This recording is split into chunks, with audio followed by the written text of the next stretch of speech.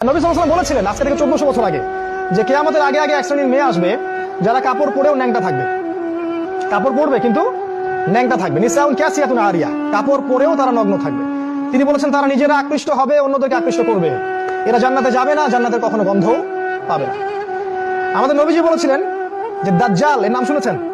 দাজ্জাল আসবে সামনে মানুষের রূপে, অপেক্ষা করতে থাকে। তবে তার অনুসারীরা কিন্তু এখনই অ্যাক্টিভ।